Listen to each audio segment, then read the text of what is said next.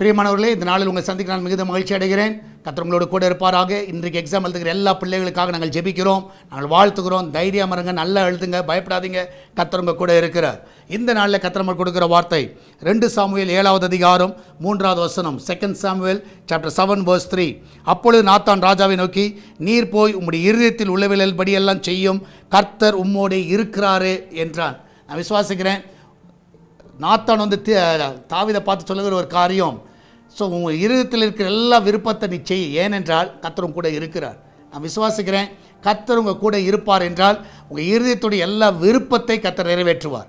நான் விசுவாசிக்கிறேன், காலையில் நிறைய காரியங்கள் விரும்பலாம், ஒருவேளை நடக்காமல் இருக்கலாம், ஆனால் இன்றைக்கி நீங்கள் நம்புங்க, கர்த்தர் உங்கள் கூட இருக்கிறதுனால அது நிறைவேறும்.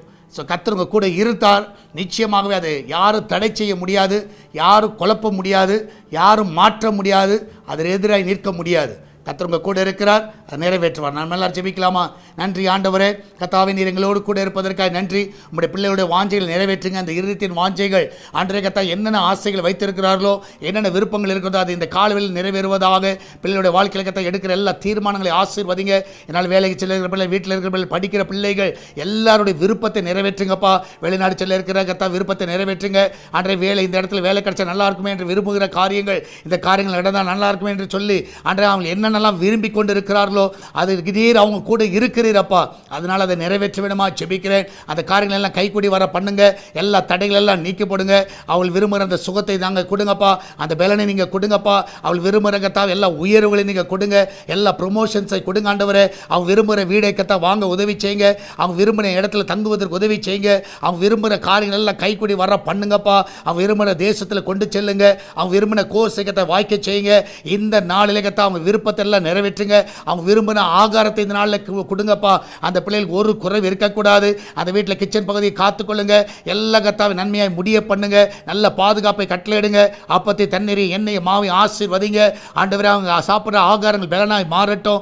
இந்த நாள் அவங்க விரும்புகிற காரியங்கள் ஆண்டவர் தேவனுடைய ராஜ்யத்திற்கு கொடுக்க உதவி செய்யுங்க. அன்றைய கத்தாவை நான் சபை கட்டுவதற்கும் ஊழியம் கட்டப்படுவதற்கு நான் விரும்பின காரியங்கள் எல்லாவற்றையும் கொடுக்கறதுக்கு தான் வழிகளை திறங்கப்பா. என்னால் கொடுக்குற காணிக்க தசமங்களை எல்லாம் ஆசீர்வதிங்க.